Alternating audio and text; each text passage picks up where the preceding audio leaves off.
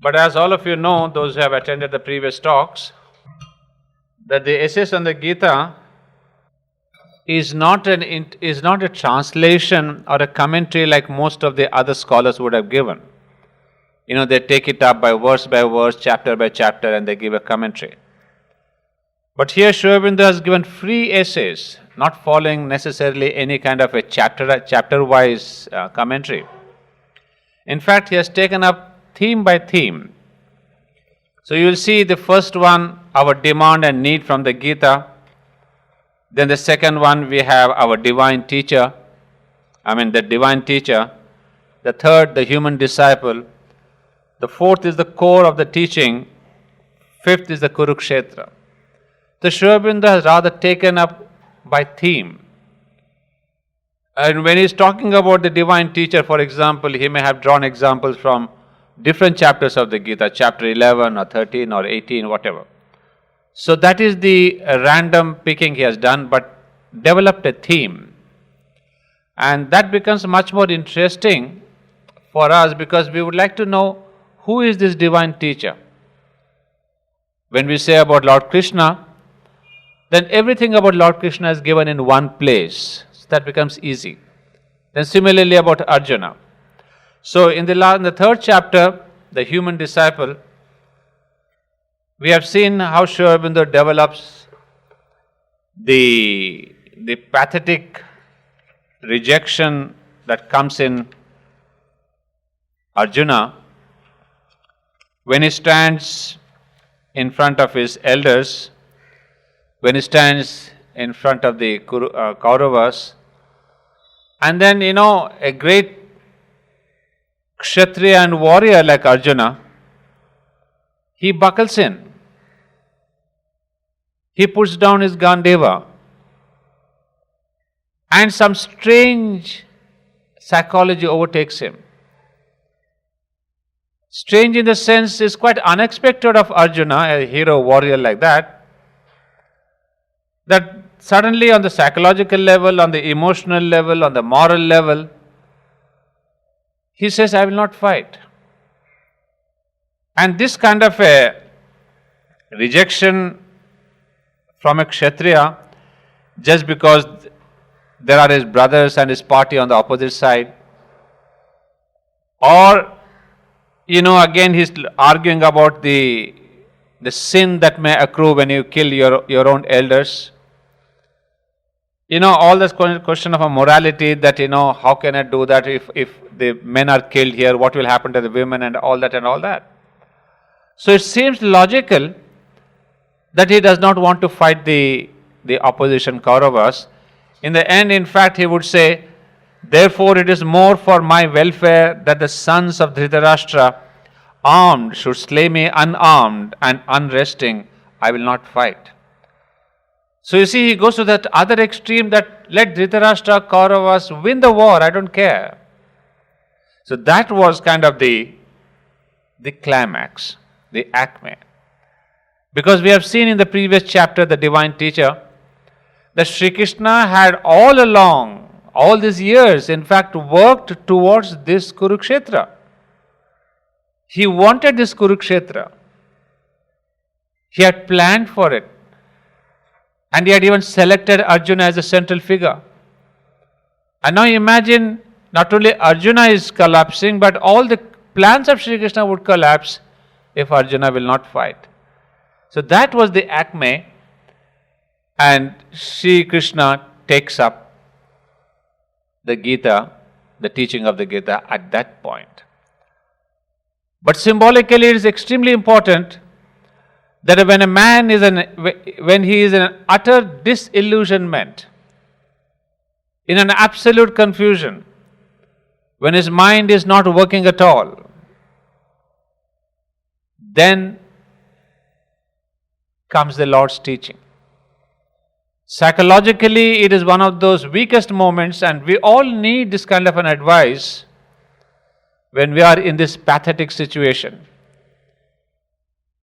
And I'm sure even today, we all have these problems of what is right action, what is wrong, what is sin, should I kill my opponents, they are elders, What will happen? And then some people face the situation and others, they escape. This escapist attitude that was prevalent at that time in India is symbolized by Arjuna. So Sri Krishna now brings in his teaching what exactly he wants to say there. So this is how we come into chapter 4, the core of the teaching, the chapter 4. Now some of you have got books, the essays on the Gita. If you open chapter 4, you will see the Sri Aurobindo is telling us that the Gita, with its rich and many-sided thought, its synthetical grasp of different aspects of the spiritual life, and the fluent winding motion of its arguments lends itself even more than other scriptures to one-sided misrepresentations born of a partisan intellectuality. You see, the Gita, unlike any other scripture, is the one that is most misunderstood and misinterpreted. Because, you see, Gita is a wonderful scripture the way it has been presented. It is almost contemporary. You know, this question answers is like a classroom teaching. It is not, somebody says do this and then tathastu. The student is asking questions and the teacher is answering. So it is, previously we thought Socrates was the great master of this kind of a student-teacher relation. But prior to Socrates, long back, we have the tradition in the Gita that how Sri Krishna answers to the queries of Arjuna one by one, clearly on the intellectual level. He doesn't just say this is the truth and follow that.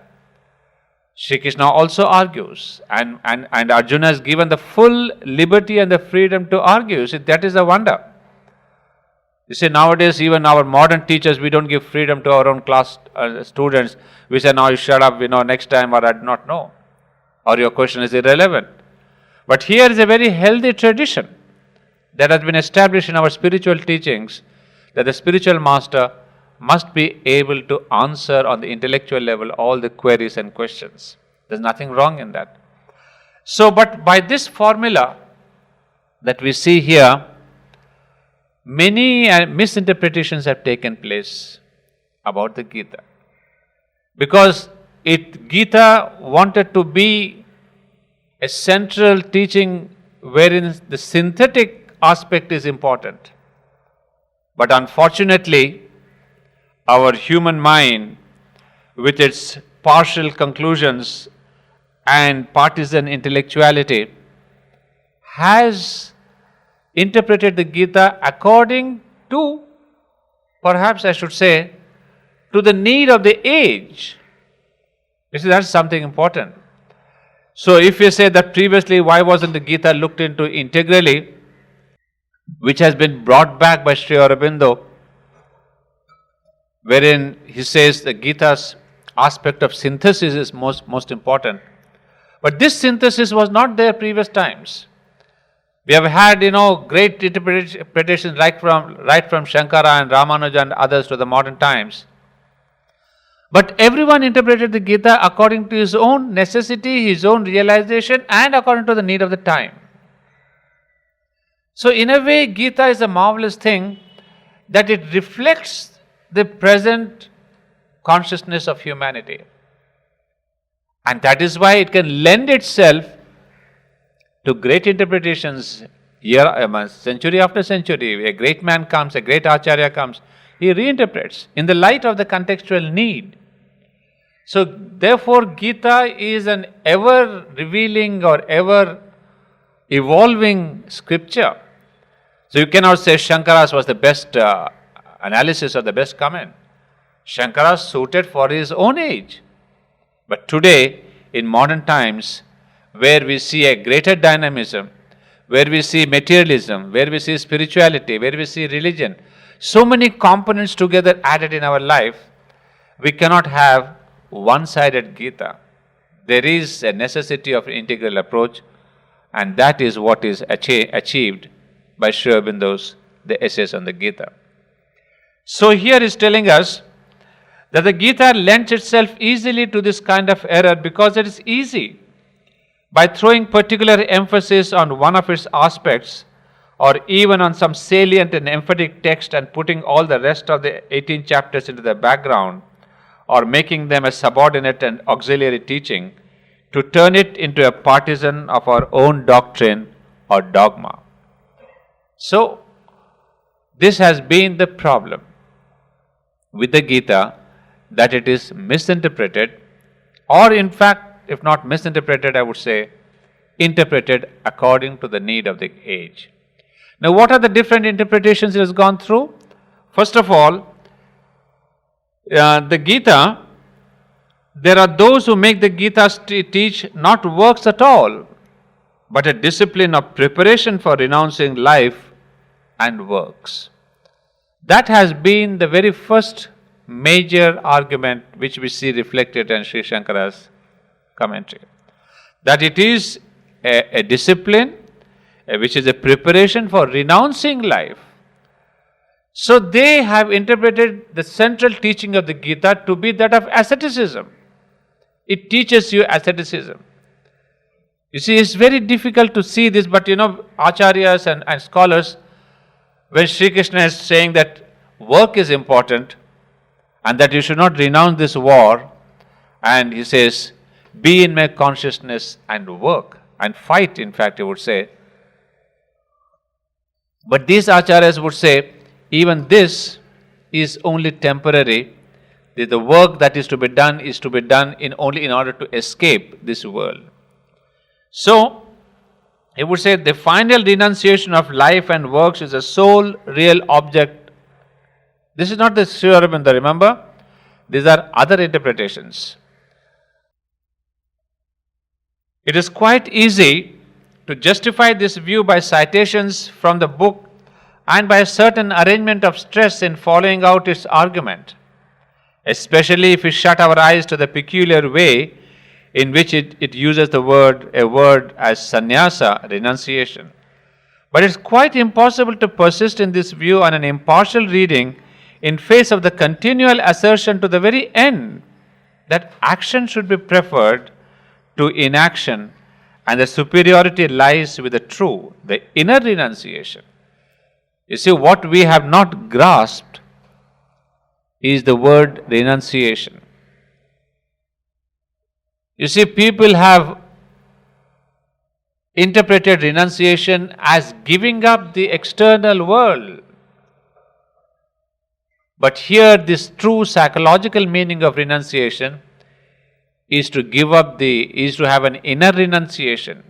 Inner renunciation means a renunciation of desire for the work. You see, instead of renouncing the desire, we are renouncing the work. But Sri Krishna says, renounce the desire and the attachment to work and the fruit and the result of your work. So you see, we are not interpreting the correct way. We are still taking the outer, as if Sri Krishna is telling us to renounce the outer action. But on the contrary, Sri Krishna is saying, I show him the cites here, that it is quite impossible to persist in this view on an impartial reading in the face of the continual assertion to the very end that action should be preferred. But again, interpreters are interpreters. So they have taken it on one level. There is the other extreme. Others again speak of the Gita as if the doctrine of devotion were its whole teaching and put in the background its monistic elements, and the high plane it gives to the quietistic emergence in the one self of all. So that is the other trend. You have great bhaktas, you have Mirabai, and you have so many examples where Gita becomes the central figure for devotion. Of course, when we look at Sri Krishna, there is this tremendous aspect of devotion that comes in. Because we see him in our Indian ragas, we hear about him in the ragas, we see him in the dances, we see him in the sculptures, we see him in the paintings. And all that is more an emotional aspect. And therefore, automatically when we think of Sri Krishna, there is a devotion that comes in our hearts. Because this devotion is one thing that Sri Krishna himself has spread. In the sense when he said that I am the immanent Brahman, I am the immanent self, I am within you. You try to look for me within you. And the within is the heart center. And the heart center is the devotion. So automatically people thought that Sri Krishna means that the whole Gita, the center is devotion. Look for the divine in your heart. And from there, as we said, there was the emergence and importance of the Indian temples. Because temples were built in the human body, in the form of the human body, with the sanctum sanctorum as the heart of the human being or the heart of the temple wherein the Lord resides. So people built temples all over the country, and everywhere the movement was towards the temples. So you see how everything moved on. So in fact, Sri Krishna's Bhagavad Gita changed the entire evolutionary trend, the spiritual evolutionary trend of Indian culture. Prior to the Bhagavad Gita, there was only a stress on the mental faculty, on the faculty of meditation, on liberation, on mukti, on becoming one with the unknowable Brahman, etc., etc. But it is the Bhagavad Gita which brings in the trend that the Lord, the Supreme, is not just there, up in the transcendent. It's not just the Brahman there. It's not just the Purushottama up there. The Lord would say, I am within. So Sri Krishna brings the transcendent into the immanent.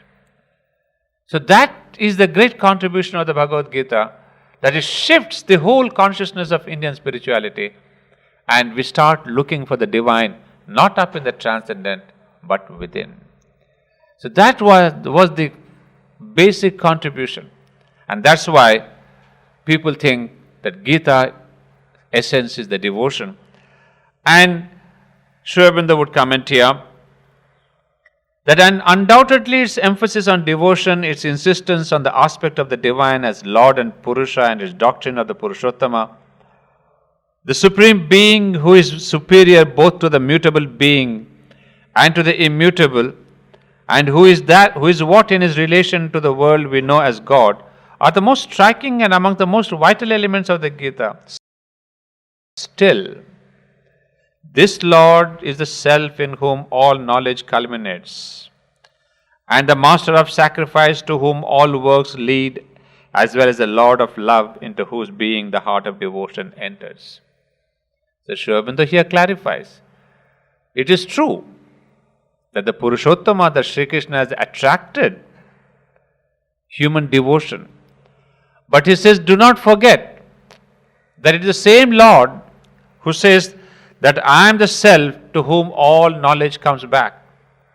He says, I am the master of all works who inspires all the work in this world.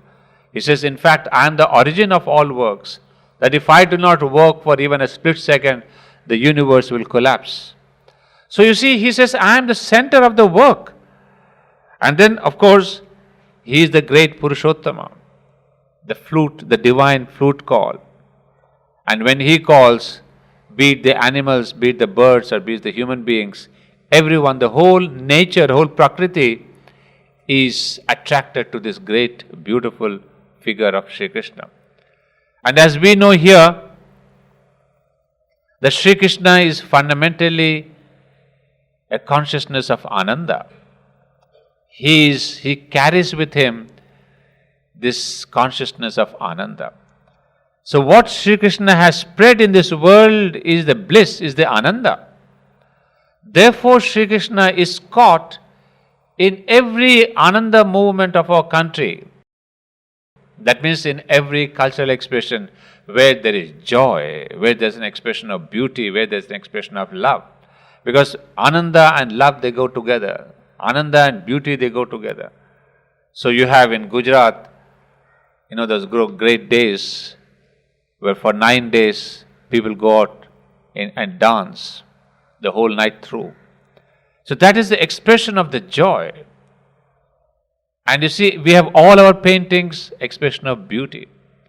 And you have Kuchipudi, you have Bharatanatyam, you have all these dances in Assam. Everything is joy. So Sri Krishna, unlike other avatars, you see, for example, we have Sri Ram. Sri Ram is again a great ideal of a Maryada Purusha. Sri Ram is not brought into the play field like Sri Krishna plays with the Gopikas out of joy and out of, Ras Leela. We don't expect Sri Ram to do a Ras Leela. We have him as an ideal Maryada Purusha, an example of a perfect wife, a husband, a perfect son, a perfect king. He represents the human perfection at a level. But here is Lord Krishna, is not the perfection, but it's Ananda, it's joy, it's beauty, it's love.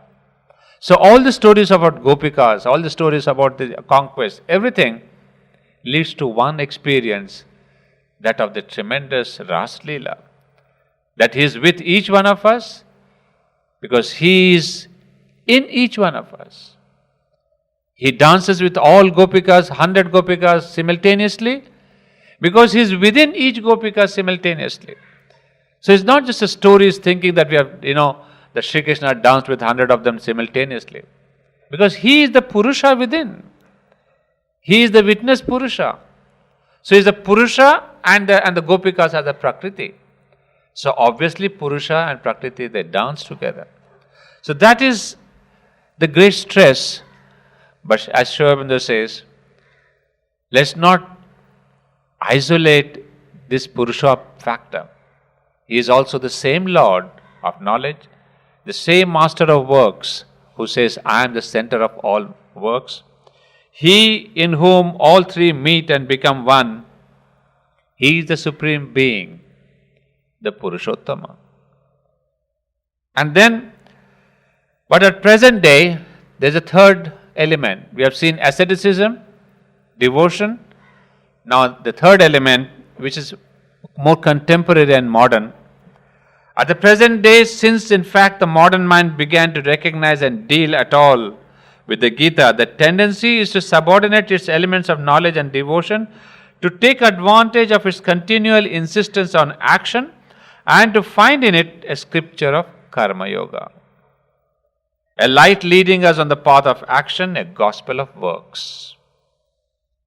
Undoubtedly, the Gita is a gospel of works, but of works which culminate in knowledge, that is, in spiritual realization and quietude, and of works motivated by devotion, that is, a conscious surrender of one's whole self, first into the hands and then into the being of the Supreme.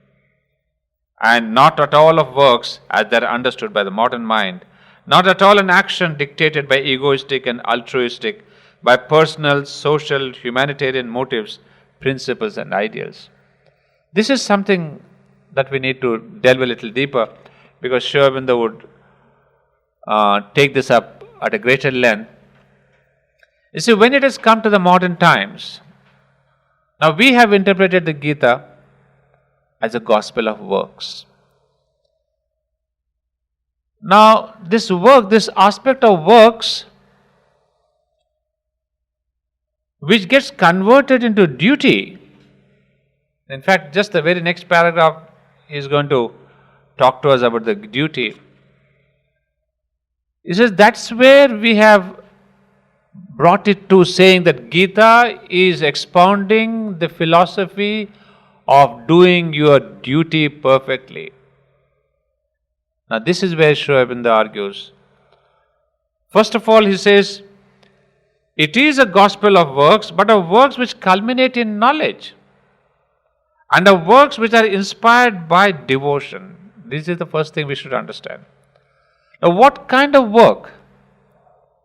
Is it a work that's done by altruistic, personal, social, humanitarian motives, principles, ideals? You see, we have lots of works. We have social works, humanitarian works, altruistic works, and you have, great ideals. I want to help this poor, I want to help that hospital. These are all works, what we call philanthropy or altruism. But is this the work that the Gita is expounding? Is this the work that Gita is saying that you should do this, that this is the Karma Yogin? He says no. All works based on your ego, whatever the form it may be, because altruism itself is an expanded, is an inflated form of ego. You see, it looks nice to say, oh, in Gujarat there is a calamity and I go and help.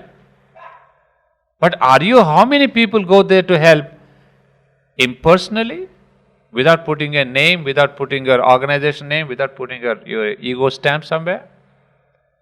It is sympathy there, that's true, we have a sympathy.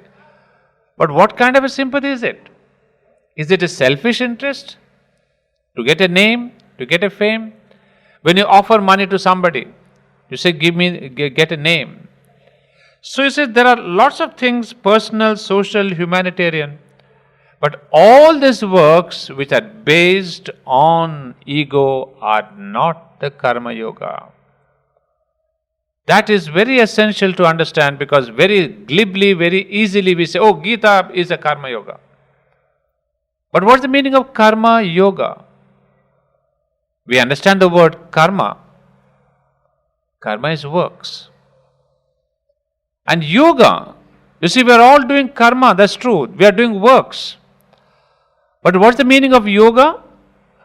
Is union with the higher nature, union with the divine. Is the lower nature uniting with the higher nature. So with this kind of a union with the divine, that means all works which unite you with the divine, that alone is Karma Yoga. But if you do any karma out of ego, ego doesn't unite you with the divine. Ego is your own selfish motivation. Whatever the motive may be, you may have the best of labels. But as long and as far as there's this stamp of the ego, you may have, done a huge hospital, but if your name is there, that Mr. Reddy has done this hospital, he has spent 5 crores of rupees, blah, blah, blah, all the value has gone from the spiritual point of view. From the social point of view, from the community point of view, from your state point of view, you may say in Andhra Pradesh, Dr. Reddy has built a huge thing, and in Karnataka,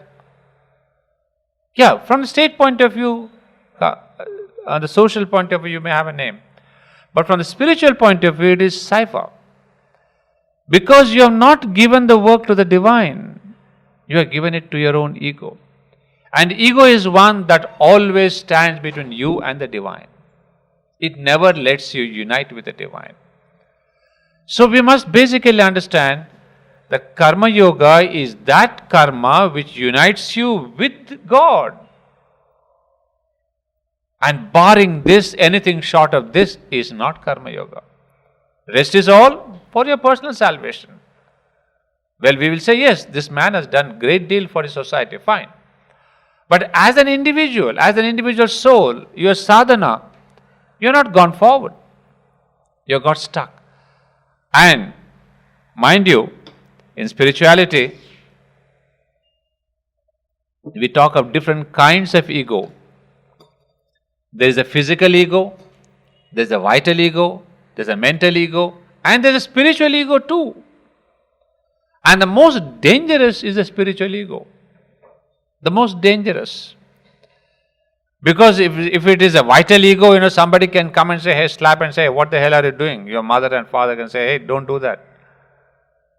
Where you can at least recognize, you say, oh, I'm sorry teacher, I thought for a time I will get some name and fame. There you can recognize your ego on the vital and the mental. But when you are in the spiritual ego, you refuse to recognize that you are egoistic. You see, if somebody says, it's not right, I say, no, how can it be? I'm doing for the social service. Manava Seva is, Madhava Seva. And you quote all kinds of things. But inwardly, you are developing the ego of the spiritualist. Spiritualist also can get into the trap of the ego. So that is the most dangerous trap, because it's the most subtle. And that is where Sri Aurobindo would say that altruism, etc., is not karma yoga. You may do, the world needs all these works, but don't mix up with yoga and social work.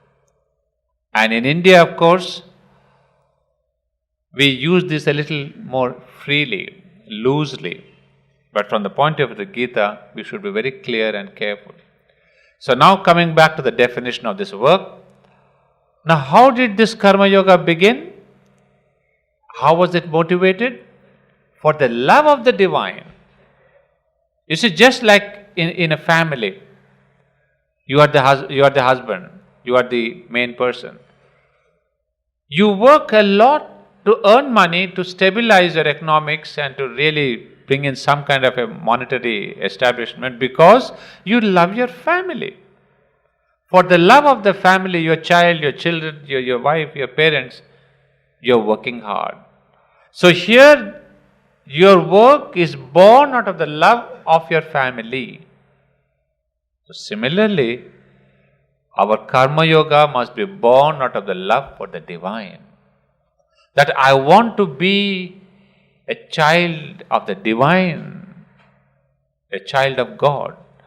So if you have that kind of a love, then work can be born or is born in the love of for the sake of the divine. So let us make it clear that any work that is not done for the sake of the love of the divine is not karma yoga. Or to put it in simple words, any work that is done out of ego is not karma yoga. And now the second point. So if you love the divine, you work for the divine. And if you work for the divine, you come to know the divine. You see how work interlinks love, devotion and knowledge. So we would say that you see, when you're working for your family, because you love the family, then this love translates itself into kind of a knowledge. Then you become intimate with the people, you come to know them, their nature, their problems, their help. You come to know. Similarly, when you work for the divine, you will have the knowledge of the divine. So that is how the whole Gita is integrated. And because we have not understood this in this synthetic manner and we thought it is only this kind of a one-sided thing, we have lost the meaning of the Gita, but the integral meaning. But now we can be Gita yogins in the true sense if we begin with this attitude that I shall live for the divine, I shall work for the divine, I shall love only the divine. Well, you may say, it's easy to say. Yes, it's easy to say. But there's always a time we can start. At least 10% of our work, can we not per day offer it to the divine and say, oh Lord, this is for you. And maybe 90% you do it for your family, for your society, for your country. But slowly the 10%, if you see, it increases. Then a time will come in your life when 90% will be for the divine and 10% for your family. That is what is called sadhana. We will see in the last area how Sri Krishna leads you towards sadhana. But the whole thing is the work attitude. That is point number one. And the second point is regarding the duty. He says, yet this is what present day interpretations seek to make the Gita. We are told continually by many authoritative voices that the Gita, opposing in this ordinary ascetic and quietistic tendency of Indian thought and spirituality, proclaims with no uncertain sound the gospel of human action, the ideal of disinterested performance of social duties, nay, even it would seem the quite modern ideal of social service. To all this I can only reply that very patently and even on the very surface of it, the Gita does nothing of the kind, and that this is a modern misreading. A reading of the modern mind into an ancient book of the present day European or Europeanized intellect into a thoroughly antique, a thoroughly Oriental and Indian teaching. That which the Gita teaches is not a human but a divine action, not the performance of social duties but the abandonment of all other standards of duty or conduct for a selfless performance of the divine will working through our nature. Not social service, but the action of the best, the God possessed, the masterman done impersonally for the sake of the world and as a sacrifice to Him who stands behind man and nature. You see, this is now the explanation. Because what happened, influenced by Europe, especially the later part where we had the Kantian ideal of duty, suddenly this question of duty came up in the West and that was imported to India, and we conveniently stuck it to the Gita. Saying, no, Gita is also saying that you do a kind of an impersonal, disinterested performance of social duties. So we mixed up the Gita with the Western concept of duty. But Sri Aurobindo clarifies here, Lord Krishna doesn't ask you to do your duty. There is a deeper and a greater meaning when Sri Krishna is asking us to do this work for the society, for the humanity. And what is that? He says that the Gita does not teach a human but a divine action. We have clarified this. What is a human and a divine action? Human is one based on your ego, for your own selfish motives, for your own fame and name and pleasure and money. But Lord Krishna is on the contrary telling us, do it as a divine action. That means an action consecrated to the divine. You see, in India, we have these ideals, but we forget to put them into practice. And then, not the performance of social duties, but the abandonment of all other standards of duty. Sarvadharman parityajya mamekam sharanam vraja. So it's not doing this duty or that duty, but it says abandon all this question of duties and take refuge in me alone. Then you would say, sir, what about I am a teacher, I am a professor, I am a businessman, I am a mother, I am a dancer. Should we abandon all this? You see, normally people again misinterpret this very famous verse, Sarvadharman parityajya, as if, he says, abandon all your dharmas. No. He says, abandonment of all other standards of duty or conduct for a selfless performance of the divine will. So you have to abandon the lower for the sake of the higher. So Sarvadharman parityajya is abandonment of the lower works based on the ego. That is the whole difference.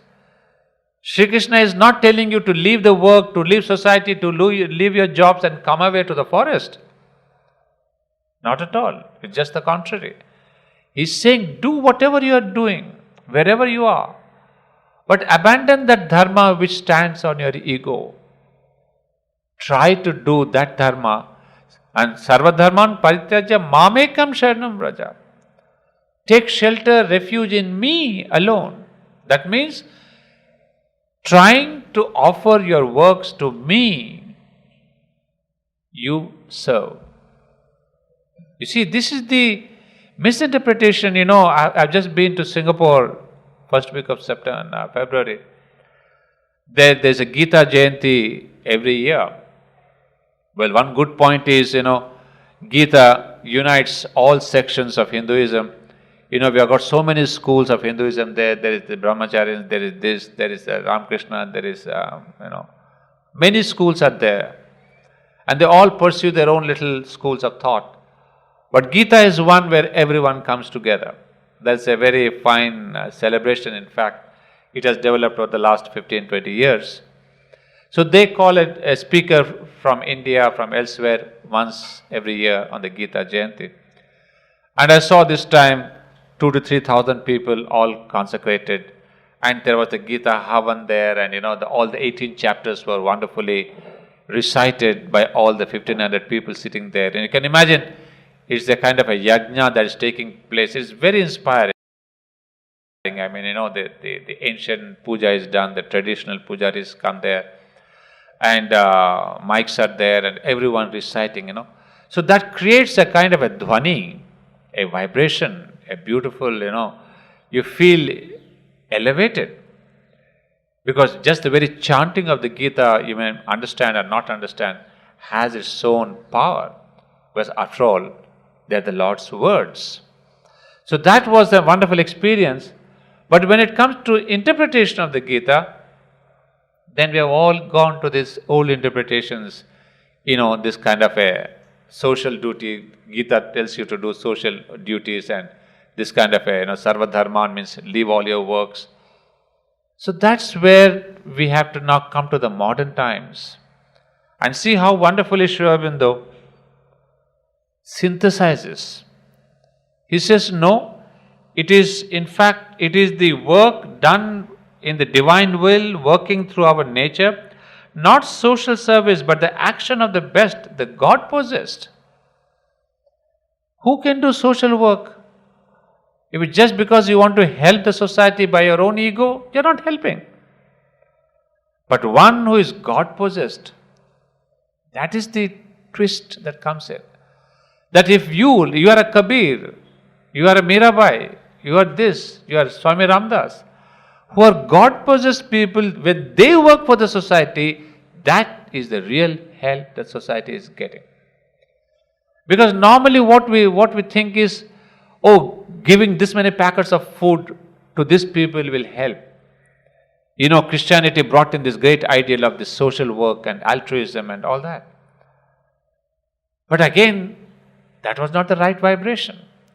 Because here, what we say is, you must be, in some of his own works, Sri Aurobindo would say, that if we keep on feeding the poor, have the poor become lesser in the world? In one of his aphorisms or somewhere he asked the question. For 1,000 years Christianity has fed poor. Has poverty become less? Or for 1,000 people we have built churches. Have people become more spiritual? So we think that material help increases the status of the person. In fact, I'll tell you a realistic case. When there was tsunami, our own neighborhood village, it got a lot of money because the international people, they poured in money thinking, the poor Indians are dying there at Pondicherry coast. But after they got the money, they became worse for that. They took to drinking, they took to debauchery, they wasted the money, they left their families. And those people who are simple people, because they gotten that money, they got bad to worse. And there were many incidents which I cannot narrate to you. Really horrendous. So it's not just the material thing that is important. It is the question of the consciousness. So if out of ego you do your work, what are you doing? You are raising that same ego in the public. But a God-possessed man, a Swami Ramdas, or this Mirabai, or this Andal. So if these people, that great Kabir Das, the very fact they existed, they sang, they just moved around in the people. And we have the great old, we have the great saint there in the Pune, Sai Baba. We have seen his simple life. But the very fact of his simplicity, he did not go and do a prachar. He did not say, I will do social help. But being spiritual, he gave to humanity so much that after even a century we remember Sai Baba so much. Even today people are inspired for elevating their consciousness. So similarly people say, what is Sri Aurobindo Ashram doing? What social work is it doing? Is it going to the gutters and cleaning the Kuchugupam or Vaidakulam? No. We are not here to do social works. But by the very presence of Sri Aurobindo and the Mother, the spiritual God-possessed consciousness that spreads. And the help that consciousness gives to you and me is much more permanent. Giving food, giving this money for tsunami is 6 months. But Sri Aurobindo and the Mother have been there last 127 years.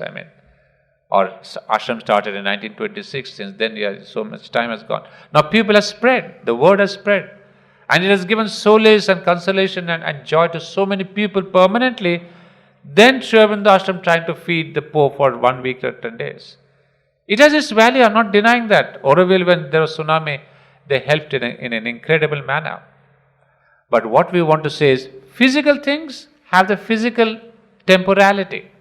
No physical thing lasts 1 year, 10 years, 15 years. But a spiritual thing is an eternal thing. It lasts you a lifetime. So Sri Aurobindo would say, see on what level you want to bring the help. But be aware also, physical means physical timing. Psychological is lasting. Spiritual is eternal. So in India, we did not have this idea of altruism. So Gita does not give this idea of altruism and all this question of social help. We have had our spiritual masters who have always guided, and Sri Aurobindo says here, but the action of the best, the God possessed, the mastermen done impersonally for the sake of the world and as a sacrifice to Him who stands behind man and nature. When Tulsidas or Ramdas or Mirabai, they worked for the society because it was their offering and surrender to the divine Lord Krishna. So if you want to do the social work, if you want to do a duty, do it in that manner. That is the real Indian ideal of dharma. Sarva dharman parityaja mamekam. That mamekam is the real thing that will help humanity, and not the externalities that have come to us from the West. Yeah. So we have just covered the first important argument of how the Gita was misinterpreted into 3 actions: asceticism, bhakti, and karma. But Sri Aurobindo in each case has argued that that's not the exclusive thing. We have to move to the synthetic aspect.